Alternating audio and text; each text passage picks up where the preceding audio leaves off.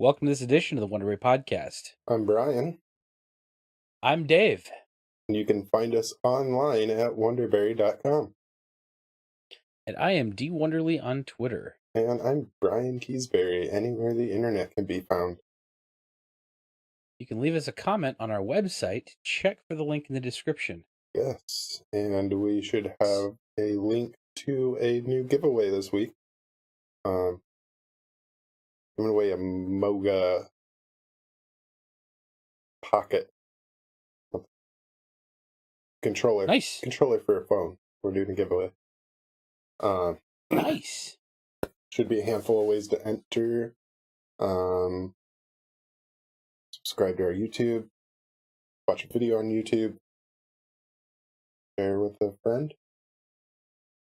What was the other one? I feel like there was another one or two. I don't remember. We will have the instructions on a separate post as well on the website. Yep. So look for that. Win you a controller. Maybe we'll invite you to the realm of madness that you'll probably be seeing coming up hopefully this week too. We can bust that out. That would be awesome. Yeah, see some of the other stuff Dave and I have going on. How was your week? Not bad. Not bad.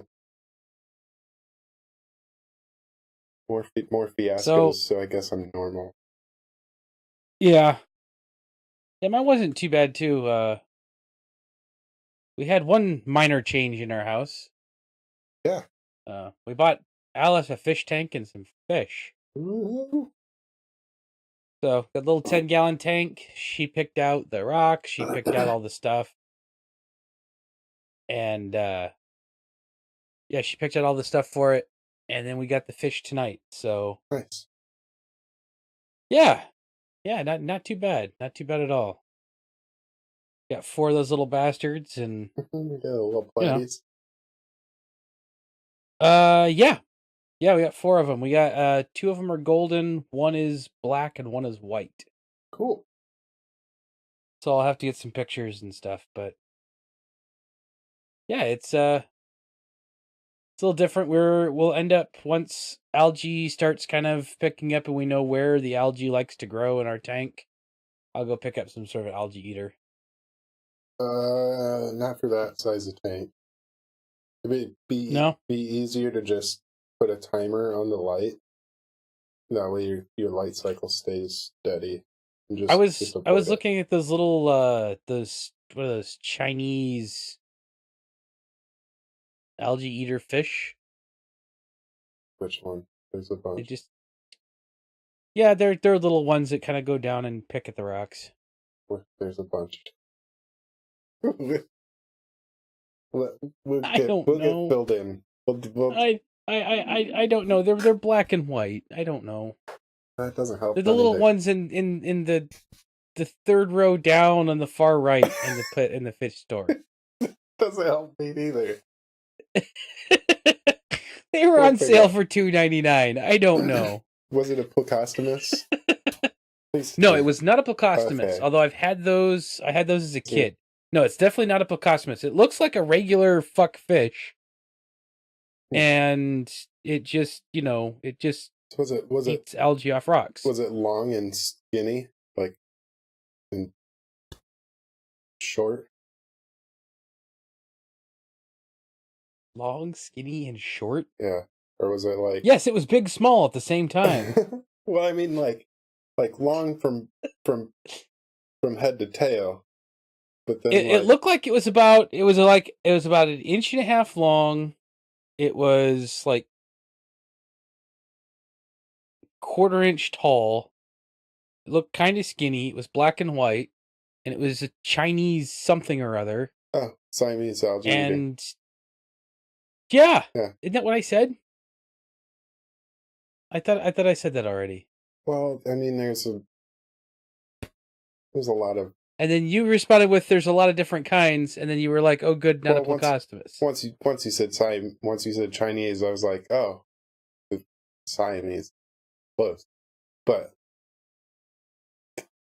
whatever. Anyways, it's a sucking fish. Yeah. We were gonna buy that shrimp, but then we were told by the fish store people that the shrimp would probably eat our fish. And then about 5 seconds after the lady told us that, you sent me the message saying, "Yeah, that shrimp will probably eat your fish." Yeah. Yep. Definitely. And I really don't want I don't really don't want the shrimp eating, because they said the shrimp will get about 2.5 inches. But we wanted something cool in there, and Crayfish. so we were looking at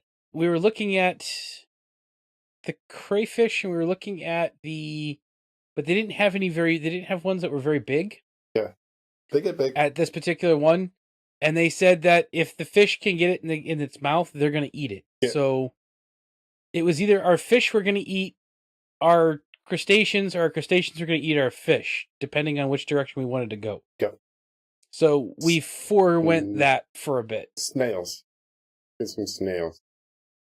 I was thinking about getting some snail. Yeah. That's the way to go. Yeah, snail seemed like a safe bet. Yep. Just make sure your lid seals nice. I have snails that get on the outside of my big tank because I don't have a lid. That's how I'm always like, oh, I do have a lid. I kind of have a nice lid. It's kind of nice. Cool. Yeah, I got a pretty decent looking kit, so not too bad. Yeah, the Aqueon stuff's pretty good. Their filters are nice. Is that it is quiet as all get out too. Yeah, is that called like a quiet flow or something?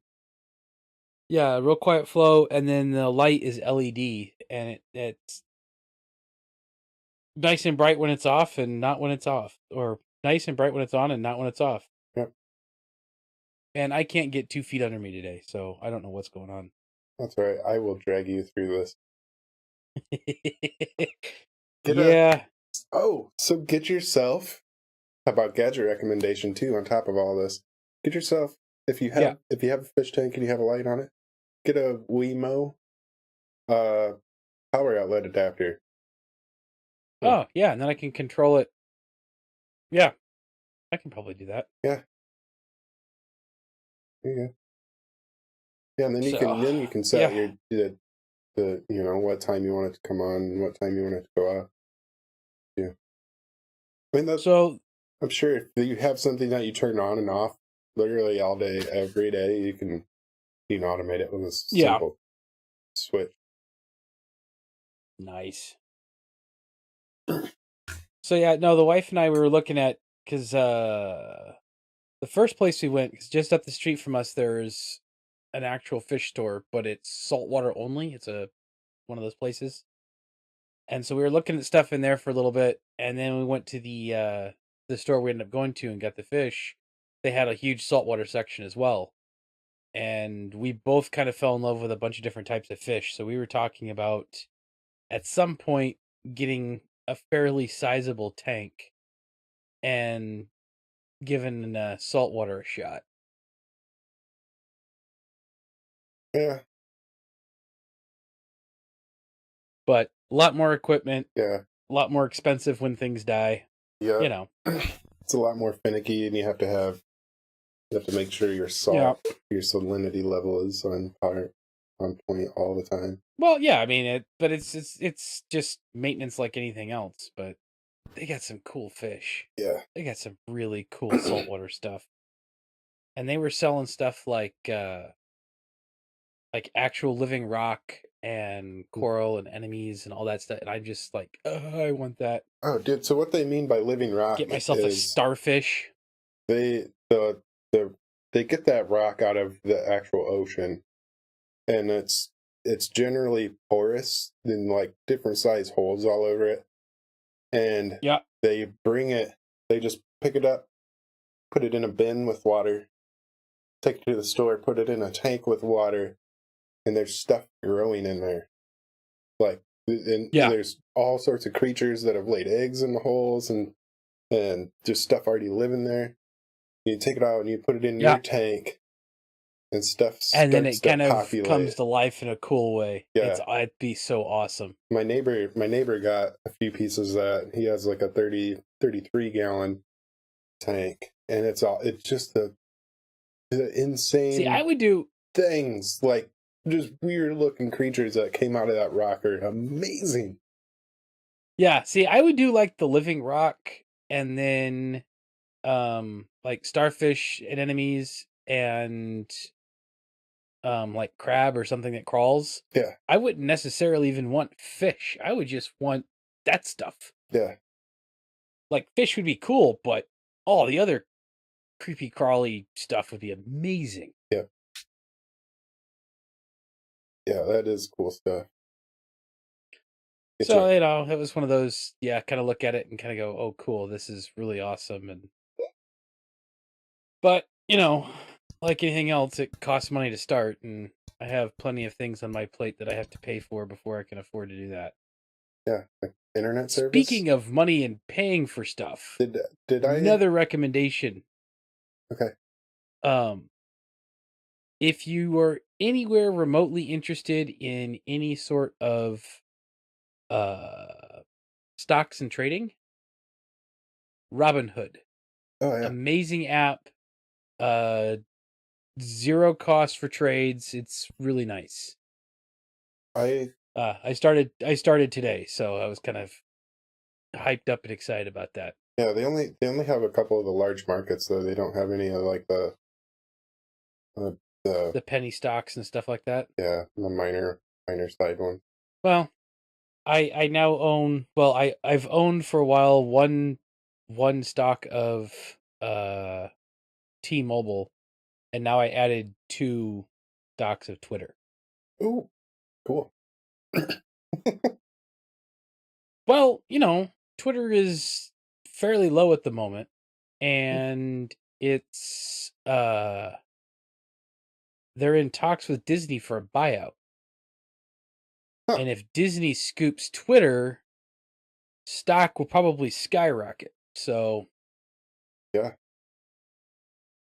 if as long as you're patient and you go through whatever turmoil it'll get before that point, it'd be good to go. But I'm pretty sure Disney will end up buying it. Huh. So, I didn't yeah, know no, that. it's yeah. Yeah, that was I kind of eyed it for a while, but I think right now it's at like right around 13 or $16 a share or something like that. Hmm. So, I own two. Not that that's going to make a massive impact in my life at any point, but Yeah. it's a start.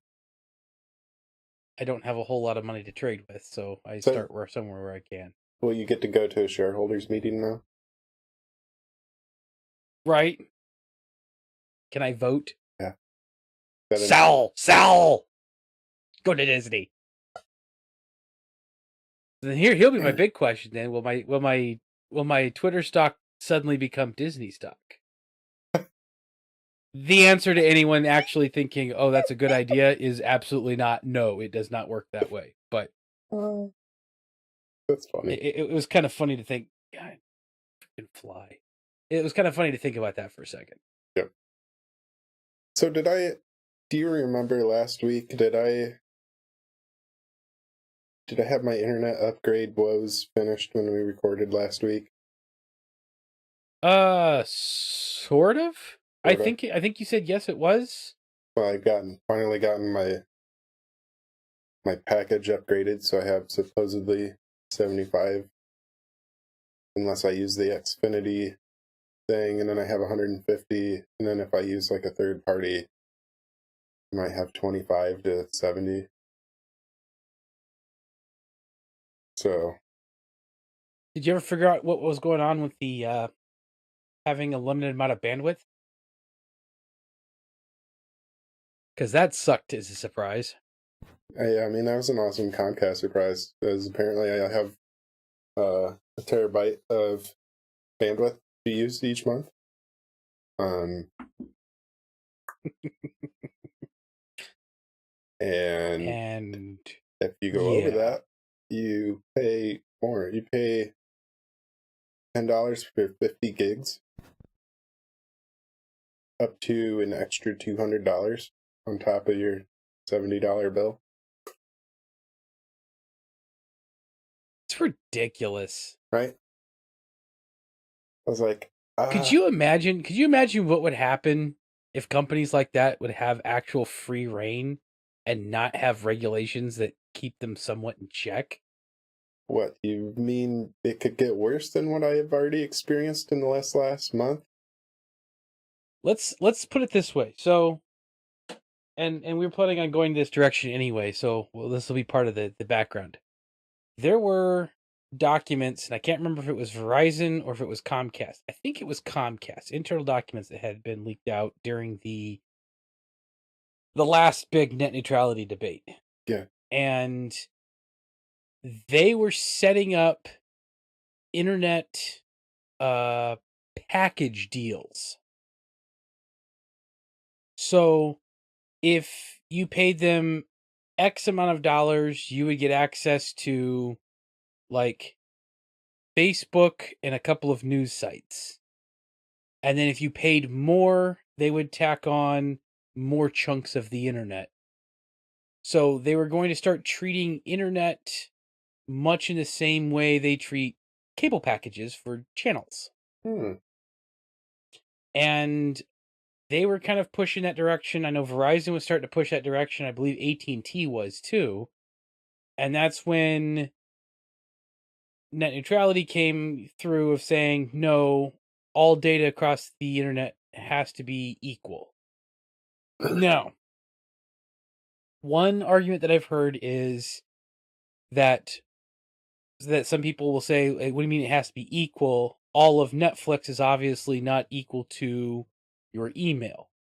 And no, not all of Netflix is, but kilobyte through kilobyte, it should be equal. It Yeah. should not have a kilobyte of email should not be any different than a kilobyte of Netflix.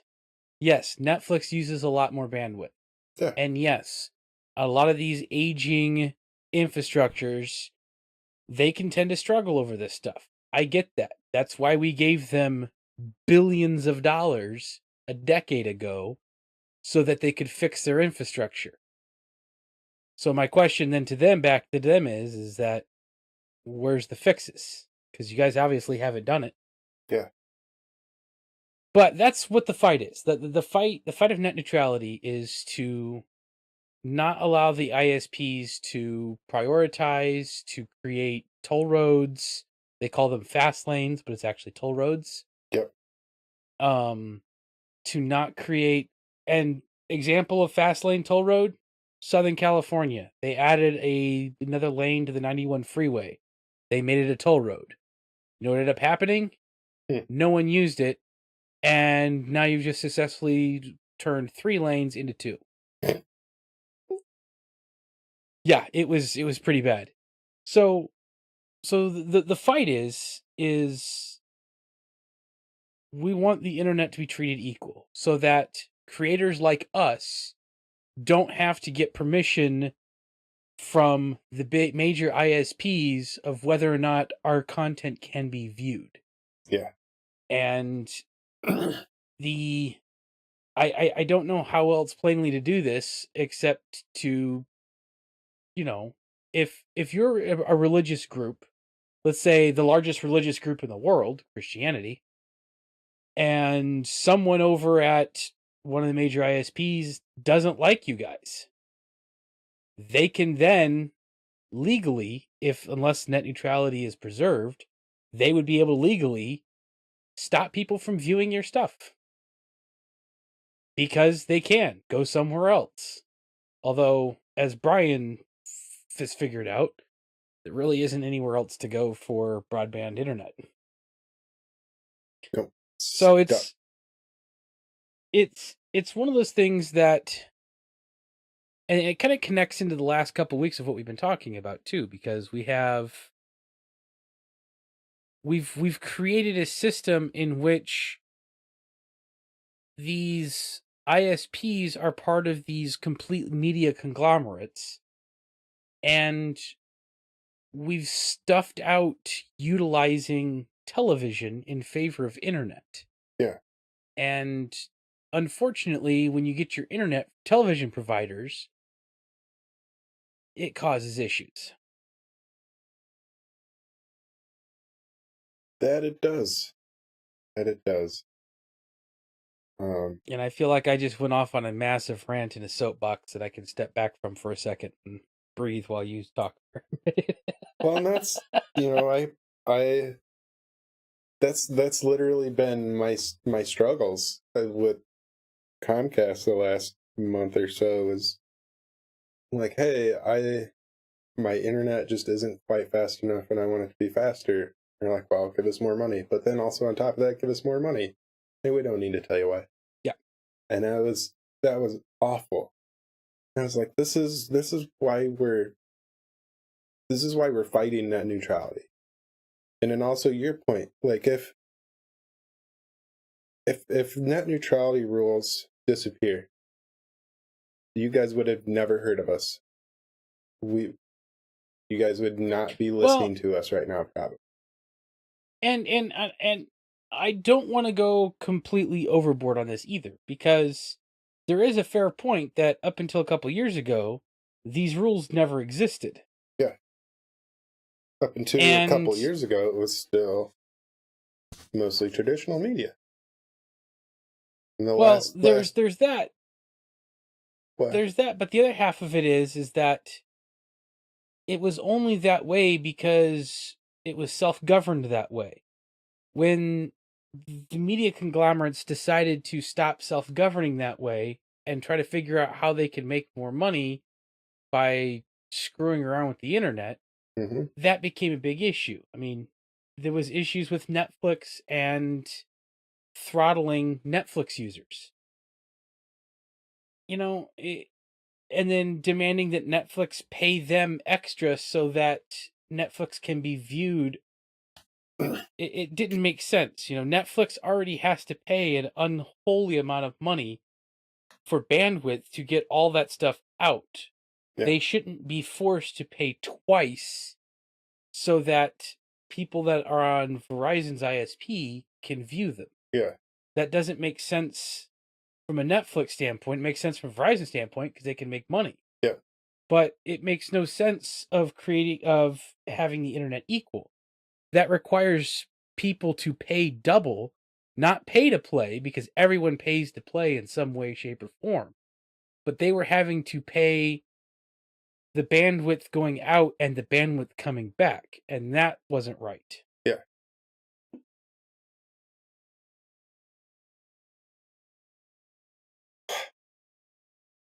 And that's kind of the crux of the fight. They also have to pay for the rights for the shows too. So but that's with any media. I mean, yeah. Comcast Television pays, there's package deals and all that stuff for what channels get on there. So that's normal, but to have an ISP tell Netflix, if you want our customers to view your content, you have to pay us again. That doesn't sit right. Yeah. So the reason why we're talking about this too is that it's kind of in the debate again, because the current FCC chairman would like to eliminate those rules and regulations in contact and collusion with the major ISPs. Yeah. And I think the comments are still open. If they're not, they're probably going to be reopening again because they're pushing for more. Yeah. So the way this works is that the FCC, before making any major changes, is required to get input. Go on there and give your input. Yeah. Get your voice to be heard. I mean, Chairman Wheeler, back before, when he enacted all of these, he was very much against net neutrality going in. He listened, he understood, and he reversed his position based upon what the people wanted. So this process can work. However, I'm not sure they'll work under the current chairman, but stranger things have happened. I mean, Wheeler was a government lobbyist for Verizon. I mean, we have to try. We have to keep at it because it's going to be it's not going to stop. This is what, the fifth time? No. Fifth or sixth? This is going to be an ongoing battle for a very long time. Yeah. And as it, it necessarily shouldn't have to be, but it will continue to be. And that's very, very unfortunate. Yeah. And it sucks, but that's the way it is. Coming So, from the industry I'm in, I, I we've been fighting a battle for almost 100 years. So yeah, um, it's it's taken us that long, but we're finally winning. Finally winning. We're even up against Jeff Sessions currently, and we're still winning. So yeah, it's going to be interesting to see how that plays out. Yeah. There's definitely a shift, and net neutrality rules. I like to put it this way. Normally, I'm not on board with a whole bunch of regulations, but who protects the people when the corporations decide to trample over them? And it's supposed to be the government and regulations. Yeah. This is one of those times where the government is actually doing what it's supposed to be doing when it comes to the internet and trying to regulate. They're not regulating their internet. They're regulating the companies that bring the internet to you to ensure that you get the internet. Yeah. And that you're not just getting what they want you to see. And that's the key difference there. Don't believe the hype that the government's trying to regulate and stifle the internet.